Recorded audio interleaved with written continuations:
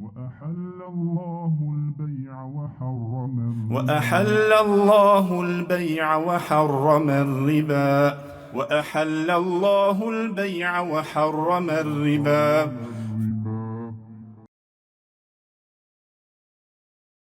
السلام عليكم ورحمة الله وبركاته. الحمد لله الذي شرع لنا من الدين ما ارتضاه وأحل لنا البيع وحرم الربا، فعمت بها البركات وازدهرت الأرجاء. أشهد أن لا إله إلا الله وحده لا شريك له، وأشهد أن نبينا وحبيبنا وشفيعنا محمد رسول الله، إمام المرسلين وخاتم النبيين وصفوة خلق الله أجمعين. نشهد بأنه بلغ الرسالة وأدى الأمانة ونصح الأمة وكشف الله به الغمة، وجاهد في الله حق الجهاد حتى أتاه اليقين. فصلوات الله وسلامه عليه وعلى آله وصحابته والداعين بدعوته والعاملين بسنته بإحسان إلى يوم الدين وبعد. Gjithë falënderimet dhe lavdërimet I takojnë Allahut xhelle xhelaluhu, salavatet dhe selamet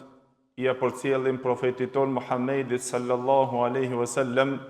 familjes së tij, shokëve të tij dhe gjithë ata të cilët pasojnë rrugën e tyre me të mirë deri në ditën e gjykimit.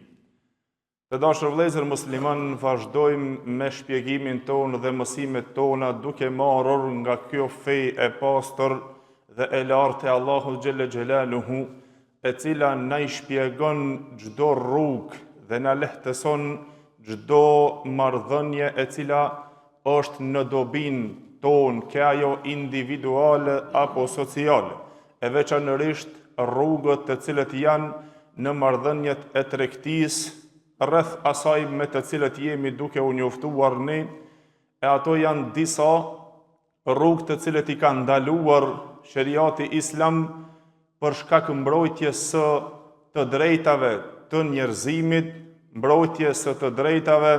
të tregtisë, të tregut, e të muslimanëve në përgjithësi, e kushdo I cili kapet për këto rrugë dhe I merr këto mësime, padyshim se ai e ka pastruar parën e tij, ka pastruar jetesën e tij dhe ka pastruar tregtinë e tij. E padyshim se Allahu xhelle xhelaluhu na ka shpjeguar çdo gjë, gjithashtu dhe pejgamberi jon sallallahu alaihi wasallam na I ka detajuar disa pika të cilët kanë të bëjnë veçanërisht pra në përditshmërinë tonë me të cilën na merremi me to. Folëm në disa derse të kaluara rreth disa llojeve të shitblerjeve të ndaluara, të cilët ishin nga llojet me të vërtet shkak I padrejtësisë, me të vërtet ishin shkak mashtrimi, manipulimi në çështjet në të cilat I ndaloi pejgamberi jon sallallahu alaihi wasallam, por mos të ketë në to diçka padrejtësi edhe mos të kanoset interesi I shitësave të cilat do të vinë nga jashtë apo ato të cilat janë brenda në treg, pra në përgjithësi në tregtinë dhe mallrat të cilat pra qarkullojnë mes muslimanëve të I kenë këto kujdesi.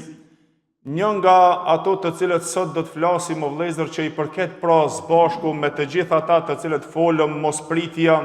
e atyre të cilët vinë nga jashtë tregut apo nga jashtë qytetit për të shitur, si dhe mosshitja atyre të cilët janë brenda tregut për ata të cilët vinë jashtë, e kështu me radhë, pra është gjithashtu një formë dhe një metodë në të cilën përdoret në tregti dhe me të vërtetë se është një dukuri shumë e keqe që gjendet në mesin tonë, e që Islami gjithashtu e ka trajtuar dhe këtë temë dhe këtë pikë, e ajo është monopolizmi, grumbullimi edhe mbledhja e mallrave, duke I tubuar dhe duke I mbajtur ato në një vend apo në një magazin, duke I magazinuar mallrat e njerëzve apo të tregtisë për të pritur që të rritet çmimi I tyre më shumë, e pastaj të shitet në kohërat dhe në momentet, do me thonë kur të jetë rasti apo kur të shtrenjtohet çmimi i tyre, të shtohet nevoja më e fortë e njerëzve për to. E padyshim se kjo pra ka kapitull në veti, pra në jurisprudencën islame me të cilët dietarët folën rreth kësaj çështje e cila është një tematikë shumë e rëndësishme, ajo është el-ihtikar. Bej'ul ihtikar, që ka të bëje pra me shitblerjen, që është në tregtin pra monopolizmi. Shitja apo tregtia me monopol, në të cilën në to kanë të bojnë si ke ajo një firmë, ke ajo një grup njerëzish, apo ken ata të cilët e marrin dhe e deponojnë mallrat, ken ato ushqime, e ken ato të gjitha të ngjashmet me to, të cilët kanë të bëjnë pra kur njerëzit janë në nevojë. E veçanti ndodh ajo kur dikujt i jepet e drejta që ai të monopolizoj mallrat e tregut, ken ato mallrat të cilët kanë të bëjnë me tregun, të cilët janë normal ushqime kështu me radhë, apo ata të cilët janë të nevojave të njerëzve, sikur që është çështja e monopolizmit të zejtinit ose çështje të karburanteve, për shembull naftës e kështu me radhë, të gjitha këto futen pra në këto pjesë ose pa marrë parasysh cila do që të jetë mall i tregut, ndodh që një firmë ose një grup ose të caktuar individa, të cilët ato marrin pra monopolizmin e mallrave që nuk lejojnë pra të shitet në moment nevoje, ato e magazinojnë për të urritur çmimi i tyre. Magazinohet për të urritur çmimi i tyre, e në momentin që njerëzit kanë shumë nevojë për ta, e nxjerrin për ta shitur me çmimin shumë të lartë. E mu përna të vëllezër në këtë kuptim pra, ajo e cila i përkufizohet kuptimit të kësaj fjale, si në gjuhë, ashtu edhe në terminologjinë, e cila i përket pra terminologjisë së jurisprudencës islame, përkufizimi i saj gjuhësor ka të bëje me mbajtjen e apo burgimin e saj, magazinimi i atij mallri, i diçkaje ke ushqimi apo të gjitha të ngjashmet, të cilët janë me to me një vend duke pritur ngritjen e çmimit të saj. Në gjuhë, dietarët shkuan në ato se fjala el-hukru apo el-hukra apo ihtikar në gjuhën arabe, tha i bjen në përkufizimin kur uji është i pakët, tubimi i ujit, kur tubohet dhe kur është i pakët, kur uji tubohet, pra nga kjo fjalë vjen ai monopolimi në të cilën monopolizohen mallrat për të i paksuar, i mban një individ që mos të ketë në to pastaj dikush i cili pra të ketë ofertën ose të ketë mundësi pastaj tjetri për të shitur në to, mos të ketë mundësi konkurrence në to. Kjo gjithherë bëhet jo vetëm në tregu të cilën kanë ardhur pra këto tekste shariatike, të cilët i ndaloi pejgamberi sallallahu alajhi wasallam një gjë të tillë dhe një akt të tillë, po kjo në çdo treg kjo është ekzistente. Dhe kjo është prezente në çdo treg që dikush që është më i fuqishëm ose më i fortë ose e ka mundësinë e parave për ai të deponoj dhe të magazinoj në momentet e nevojës, kur ndodh që njerëzit kanë nevojë për diçka, ai ta magazinoj atë mall për shkak se ka para e ta pret pastaj kur të ketë nevojë njerëzit, kur të rritet çmimi për të urritur çmimi i saj dhe për të u bërë domethënë sa më i lartë për ta shitur te njerëzit. Si qëndron çështja e kësaj vëllezër në dispozitën fetare? Çfarë gjykimi ka kjo në anën shariatike kjo vepër për të magazinuar mallin? A është në çdo mall apo ai përket çdo malli? Për shkak se në terminologjinë e shariatit islam, pra të jurisprudencës islame të fikut, gjithashtu e bën pra me disa definime imamët e njohur pra të medhhebeve, sikur që është medhhebi Hanefi, të Shafii, Maliki dhe Hanbali, duke u përkufizuar gjithashtu pra në atë kuptimin gjuhësor, pra duke u munduar se cili që ta kupton ose ta shpreh ato në atë kuptimin sipas kushteve dhe bazave në të cilët janë të vendosur të kuptimit të fjalës monopolizëm apo monopoli në treg apo në tregti. Pra mbajtja e ushqimit, duke mos e shfaqur ato vetëm ose pa marrë parasysh i mallrave të tregtisë, derisa duke pritur pra për të urritur çmimi i saj për ta shitur me çmimin shumë më të lartë. E gjitha ato pra të bohen gjithashtu, pra nuk ka shumë dallim e gjuhësorës në ato terminologjinë sheriatike, pra mbajtja e ushqimit, burgosja e saj, magazinimi i mallrave, duke pritur momentin dhe kohën për të urritur, domethënë çmimi më shumë. Mirë po dietarët të vëllezër, kur folën në gjykimin e kësaj sheriatik, ajo që neve si musliman duhet që të na intereson se si qëndron gjykimi sheriatik në këtë pikë. Edhe çka folën dietarët në këtë pikë, çfarë argumentesh erdhën për çështjen e gjykimit dhe vendimit të Islamit për këtë çështje të kësaj tregtie apo të këtij akti apo të kësaj vepre e cila veprohet në tregjet e njerëzve. Ajo sa i përket pra përgjithësisë derisa në këtë gjykim, pra për këtë gjykim dhe për ndalimin e kësaj dhe që nuk është e lejuar, Ibn Hazmi rahimullah shkoi në ato duke sjellur dhe konsenzus të dietarëve që kur është nevoja e njerëzve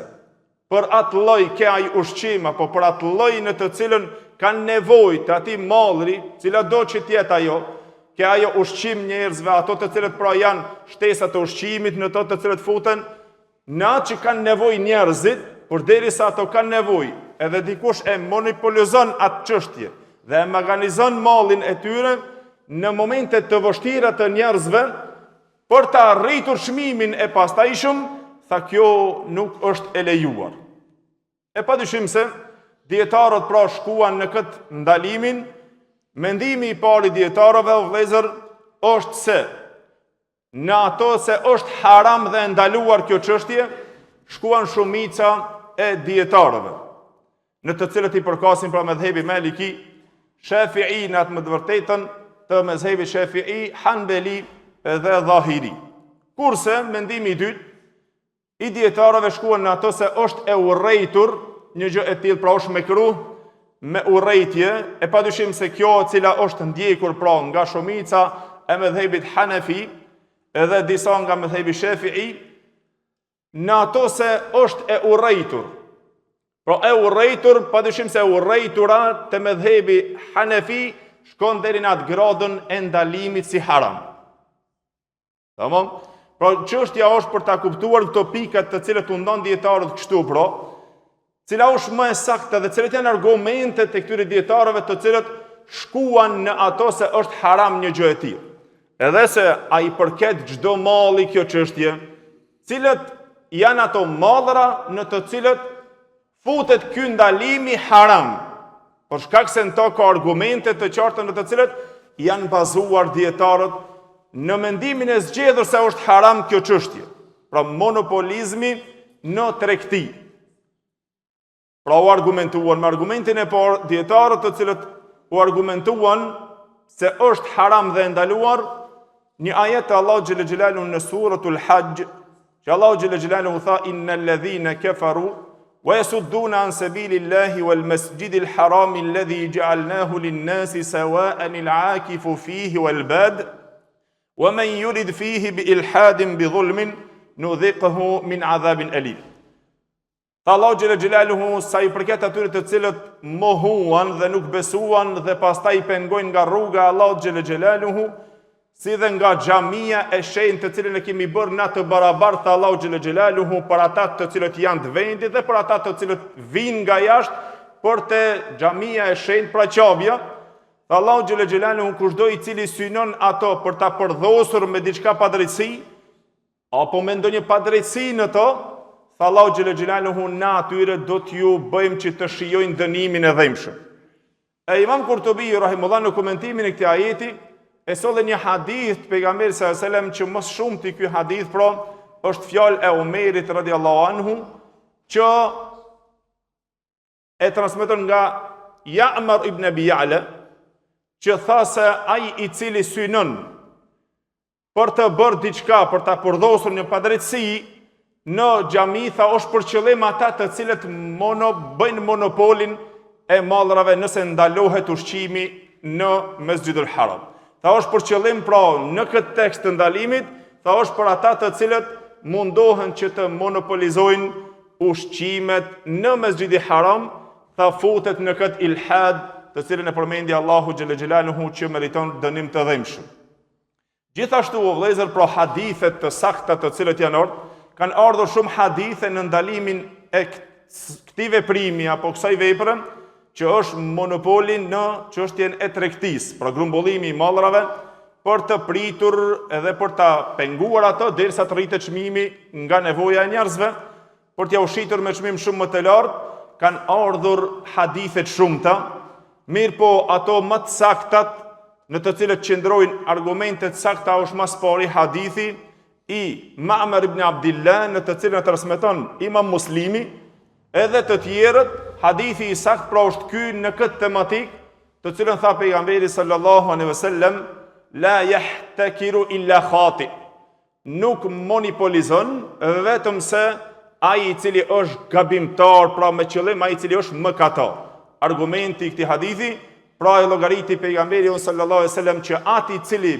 magazinon mallrat e njerëzve dhe ai i cili bën monopolin në tregti, tha është nga mëkatar. Hadithi tjetër nga Maqal ibn Yasar. Ky është sahabiu i cili tha se ka dëgjuar pejgamberin sallallahu alaihi wasallam që e transmeton hadithin Imam Ahmedi, pra me zinxhirin e mirë, në të cilën pra ky hadith për të vetmet të cilët janë hadithet sakta në këtë tematik, thamë është hadithi i Ma'mar ibn Abdillah dhe hadithi i Maqal ibn Yasarit, i cili tha se ka dëgjuar pejgamberin sallallahu alaihi wasallam duke thonë: kushdo i cili futet në pengimin e mallrave ndaj muslimanëve, për të bërë monopolin e mallrave të muslimanëve, për shkak që t'ju ngeret çmimin e tyre, tha pejgamberi sallallahu alaihi wasallam, është hak i Allahut xhelle xhelaluhu që ta fut ato në një vend të madh shumë të zjarrit të xhehenemit në ditën e gjykimit. Dhe pastaj argumentet të fjalëve të dietarëve vëllezër gjithashtu, veçanërisht të cilët janë për argumente fjalëve të sahabeve, sikur që tha Omeri radiallahu anhu, tha se monopolizmi në tregti është nga mëkatet. Edhe Uthmani radiallahu anhu e ndaloi çështjen e pengimit dhe mbajtjes së mallit në momentet kur do me thonë të jetë nevoja njerëzve për të ju shitur me çmim, për të bërë qëllimin e rritjes së çmimit të njerëzve dhe për të ndaluar dhe për të penguar që njerëzit pra të jenë të lirë në konsumimin e mallrave të cilët janë në tregti. Pra mu përket të vëllezër, pra dietarët të cilët ta argumentuan me këto hadithe pra të vërteta në këtë pikë, edhe se ato padyshim se vendosën disa kushte.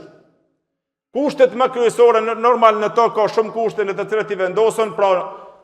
duhet ditur një gjë që a është çdo mall që pranon në to këtë ndalimin haram të monopolizmit në tregti, ajo e cila është mendimi pra më i saktë në to, në të cilën dietarët e ndjekën dhe e bën që është mendimi më adekuat dhe më i saktë, është në atë të cilën shkuan medhebi Maliki, edhe disa nga medhebe tjera dhe dietarët të cilët e ndjekën këtë mendim, që është pra se ka të bëje në çdo mall në kohën dhe momentin e nevojës së njerëzve. Kja jo ushqim, apo kja jo ushqim.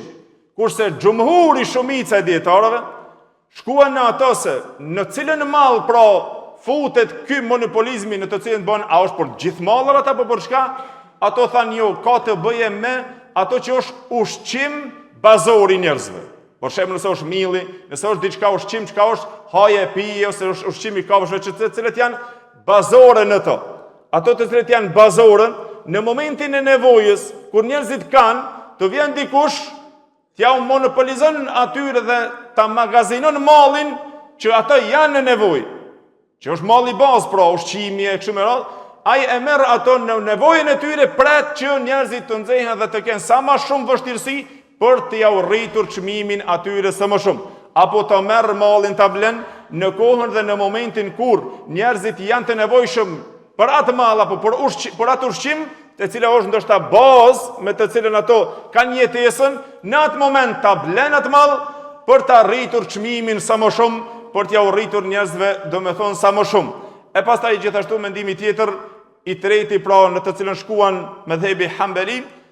Tha është çështja vetëm në ushqimet e birit të Ademit. Ushqimet, pra të cilë është ushqimi i bazë. Hajet, pijet e kështu me radhë, në këtë pikë tha ka të bën këto ndalesa të cilët janë haram, por ndryshe jo çdo mall, domethënë ka të bëje në pjesën që njeriu nëse e të bën. Nuk është çdo mall në të cilën ti nëse e magazinon ato, je futur në ndalesën e monopolimit. Por shembull ata të cilët nuk janë bazë, njoh dhe kushtin tjetër të cilët e vendosun, pra të jetë njerëzit të nevojshëm për atë mall. Pra nëse shkojmë mendimin më të saktë të mëdhëbit Maliki, të cilën një shumicë e dietarëve pra zgjedhën ato duke e bërë si mendim më të saktë, ajo ka të bëjë në çdo mall, në çdo çështje e cila është ushqim bazë të njerëzit, çdo mall që është që ka nevojë njerëzit. Kur të kanë nevojë, atëherë pra futet kjo ndalesa. Po nuk kanë njerëzit nevojë për atë, nuk është ndalesa haramit aty. Ta nuk futet ndalesa haramit nëse njerëzit nuk kanë nevojë për një çështje të mallit, për shembull, kemi speca ose kakastrave ose kapa, pa marrë parasysh cilën njëra prej mallrave të cilët është në moment, nuk janë njerëzit shumë në nevojë, ose është e shtrenjtë ose është jo e shtrenjtë, këtu nuk futen çdo gjë. Kur futet atëherë kur njerëzit janë të nevojshëm për një mall, në moment të ndodh, për shembull nëse janë karburantet, për shembull sigurisht nëse është nafta, në moment që bëhet si shkak nevoje shumë për njerëzit, bëhet ushqimi, bëhet milli, bëhet gruri, bëhet diçka që është shumë e nevojshme, që ky t'ja ushtrejton e merr ato e fut në monopol për t'ja ushtrejtuar, domethënë mallrat të tjerëve. E padyshim se në këto pra dietarët të vëllezërit vendosun këto kushte, vendosun dhe kohrat, e folën shumë pra me gjithë ato kushte të cilët janë që të jetë e blerë pra në treg, e mos të jetë e dhuruar e dikush me dhuru mall çka do që të jetë malli, e ti pastaj ti thosh ato pse e mban, a di se është haram monopolizmi ju. Çështjet janë pra në çdo gjë që ka nevojë, apo veçanërisht ato ushqime të cilët janë bazë për njerëzit, të cilët njerëzit kanë nevojë në momentin e nevojës së tyre që bëhet nevoja shumë e vështirë për t'ja monopolizuar dhe magazinuar ushqimin e tyre, në këto pra futen këto argumentet me të cilët folëm të dietarëve të cilët shkuan në ato se është haram. Pra kjo është ajo e cila shkurtimisht, edhe pse është temë e gjerë kjo çështje, për të usqaruar, pra vetëm për të njoftuar në rreth kësaj teme, se çka kanë të thore monopolizmi në tregti, mbajtja e mallrave apo ushqimeve për të i rritur çmimet e tyre në rastet e nevojës kur njerëzit kanë shumë nevojë. Lutim Allahun xhelel xhelalu që Allahu të na drejton në ato e cila është më e drejta dhe më e mira. Allahu xhelel xhelalu të pastron tregtin ton e të na bën që tregtia jon të jetë në ato e cila është më halal, më e drejta, më e pastra, e të hajmë nga ajo e cila është më halal dhe më e mira, më e pastra. Wa qulu qawli hadha astaghfirullahi li wa lakum walhamdulillahi rabbil alamin.